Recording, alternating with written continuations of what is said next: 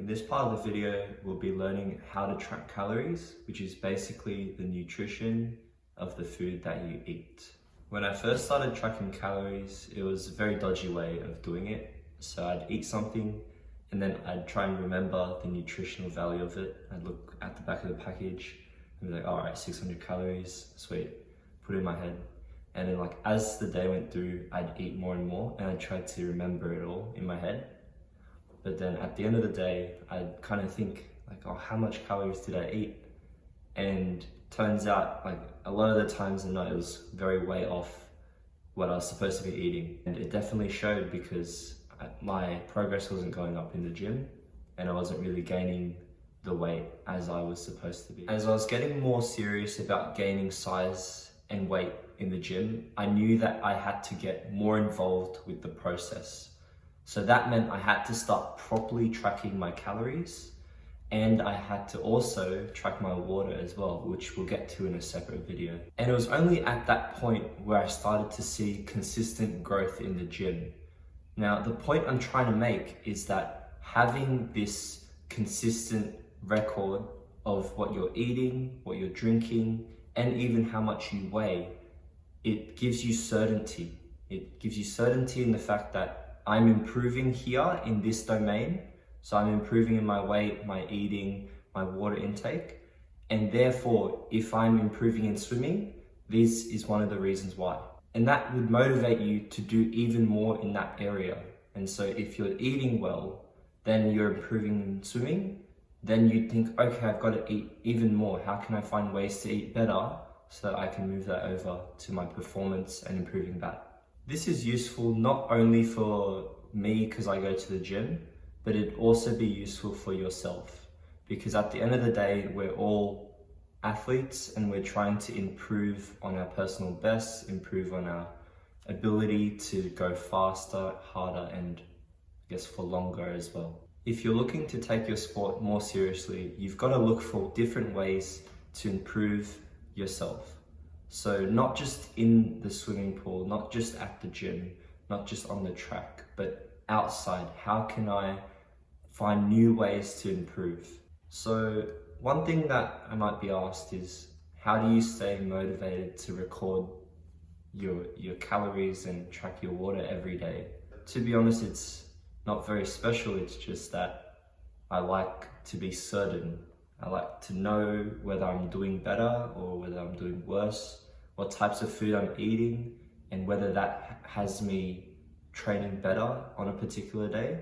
So for example, if I eat lots of rice, by lunchtime, if I eat it for breakfast, I'll be asleep and my brain won't be working. But if I have rice before a training session, I'll train really well and I'll push a lot of weight. So just knowing these things will let me improve the next time that I train. And so I can keep getting better and better and better. As a side note, this doesn't mean eating the same food every day. The reason why you're tracking your calories is to understand whether you're eating more than your body needs or less. And so if you're like me, trying to gain weight and gain size, make more power, that means you need to eat a little bit more. And if you didn't track your calories, you wouldn't know whether you're eating more or less than you need to. And so for example, you finish dinner and you've hit around 3,000 calories for the day, but you need to eat maybe 3,200, 3,400 to gain more mass and adapt to the training that you did earlier in the day. So if you didn't track, you wouldn't know and your body wouldn't adapt to that training. And so the next time you go, you'd be worse off for it. The best way to track your calories is through apps like MyFitnessPal or Chronometer. And so these apps are like, they've got paid versions, but the free features are pretty much all you need. So that's tracking what food you're eating, how much water you're having, and your weight. Pretty much those three are all that you need, and that is good enough to take you pretty far. In these apps, it's very easy to make mistakes when you log in your food. And the bad thing about making mistakes here is that then at the end of the day, you'd think you ate 3,500 calories, but in reality, because you've been overestimating how much you're eating, that means that at the end of the day, you might have only had 3,000. And if you're trying to gain weight and 3,000 is your maintenance, how much you just need to eat to maintain your weight, then of course, you're not going to gain any weight, you're not going to improve, and you'd be lying to yourself, you'd be tricking yourself really, because you'd think, oh, well, I ate a lot of food, but in reality, you didn't. To stop this from happening, you've got to make sure to check the packaging on the back of the food that you're eating. So for example, like you have milk, and on that milk, you have like a sticker, and it'd say how much calories it would be per serving, how much protein it would have, how much carbohydrates and fat it has per serving. And make sure to get the serving size and make sure it's accurate to what you're having in terms of portion. For example, let's say I'm going to have a can of tuna with rice. We'll just focus on the can of tuna for now. So we'll look at the title, see, alright, it's chunk tuna, it says Italian style in oil with chili. So then I'd go onto the calorie tracking app and I'd search it up in the search bar exactly like it was named. Because the more specific you can type it in, the better results you'll get. Then I'll have a look at the calories on the back. So I'll see, alright, on the packaging it says it has 151 calories, 15.9 grams of protein, 9.2 grams of fat, and then around 1.1 grams of carbs. And then I'd try and scroll through the list of items that I've searched up. And then eventually click on the right one and see yellowfin tuna with chili, same brand, and look at the stats. So 151 calories, 1.1 grams of carbs, 9.2 grams of fat, and 15.9 grams of protein. So that is exactly the same as what I'm eating, and so that's how you can track your calories accurately. If there isn't nutritional information on that food that you're having, it would usually be for something that's like an ingredient. So for example, an apple, like you wouldn't buy an apple and have its nutritional information printed on it, or like chicken or beef. What you'd do then is you'd go online and you'd have a look, or even search it up in the database of your fitness app. You'd be like, okay, 100 grams of beef, how much is that? And you'd see the options there and try and check it with the things that you find online. So once you find out the nutritional information, your best bet would be to get a kitchen scale and weigh it out.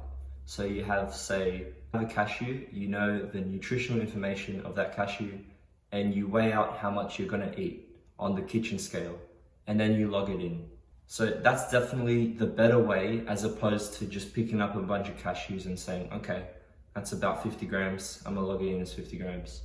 Because then it's not really that accurate, and say you eat and do that way of tracking, at the end of the day, of course, your difference in how much you actually ate and how much you logged in that you ate is going to be very different.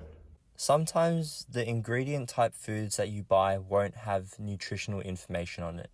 For example, something like nuts might just come in a bag, they might not have the nutritional information.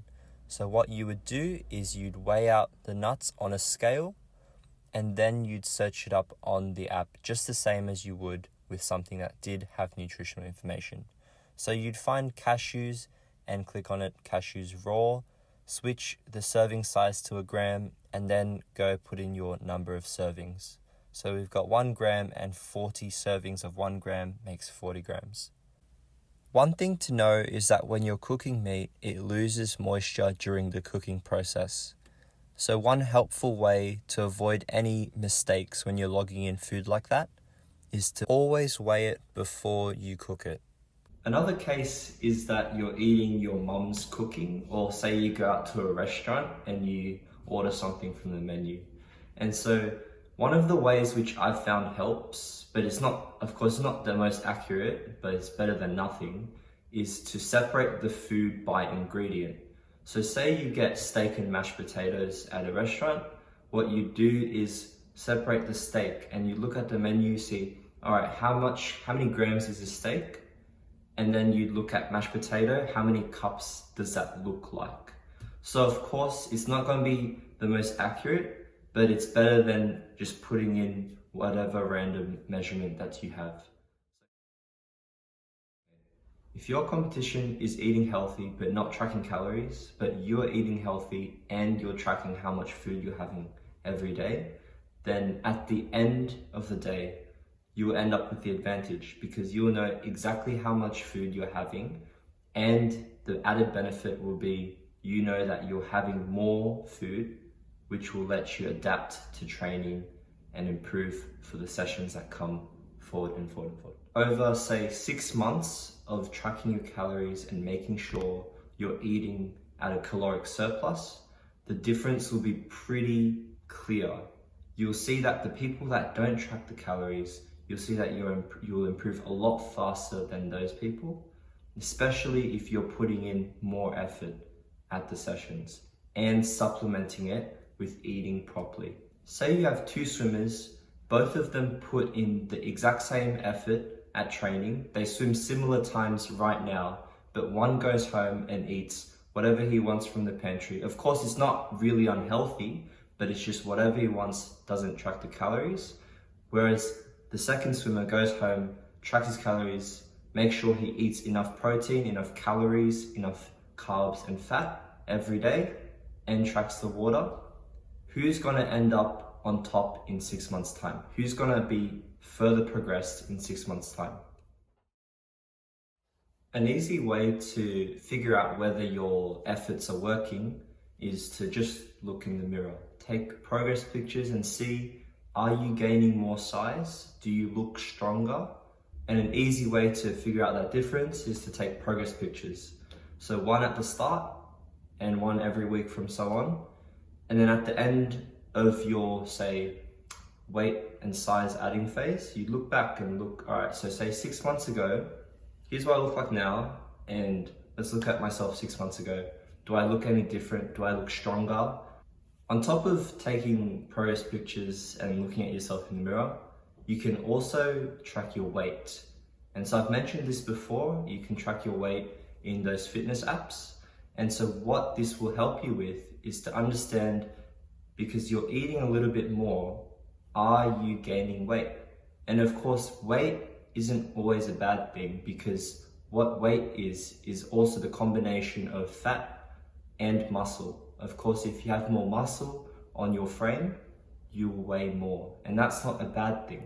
Overall, you want to see that the trend is going up.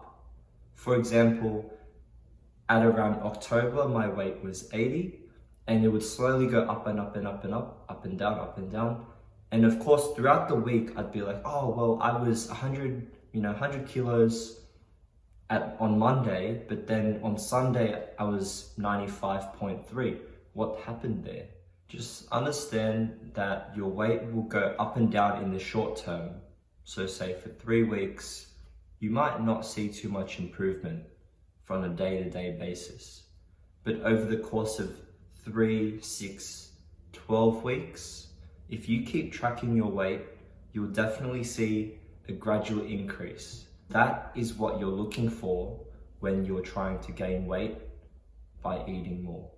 Otherwise, if you're seeing literally a flat line when you're tracking your weight, consider adding a couple more 100 calories. So say you're eating 3,200 calories every single day, but then over the course of 2-3 weeks, you're still the same weight, gotta bump up those calories.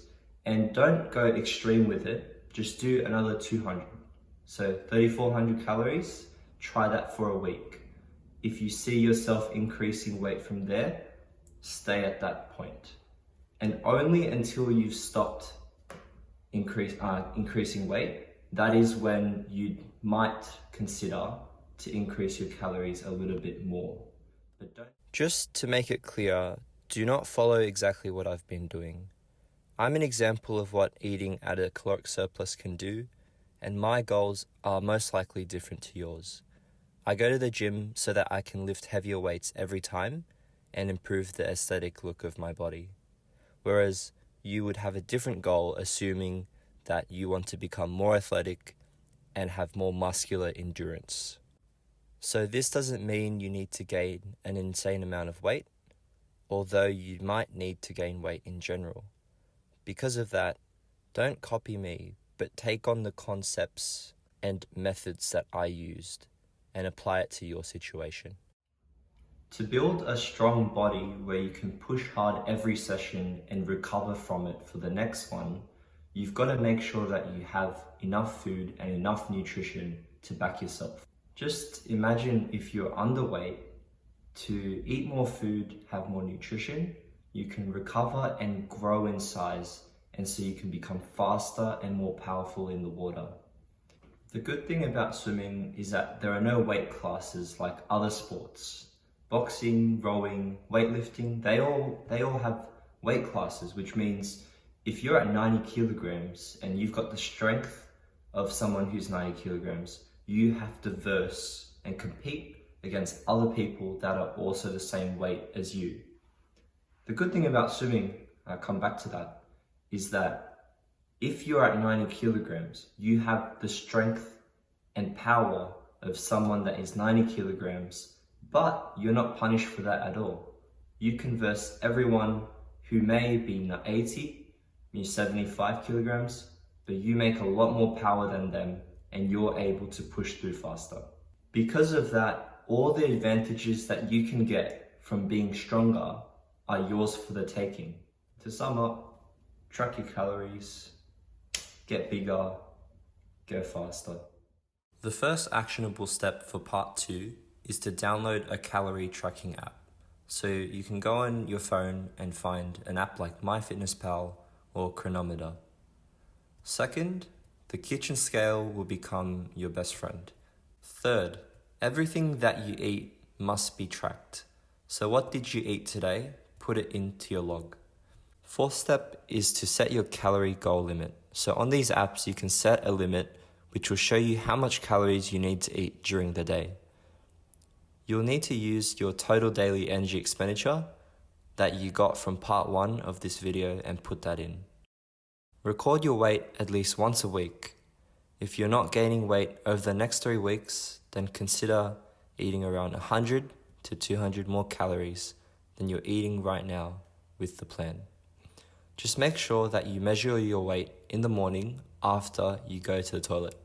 Evening weight isn't accurate because you would still have a lot of food and liquid in you.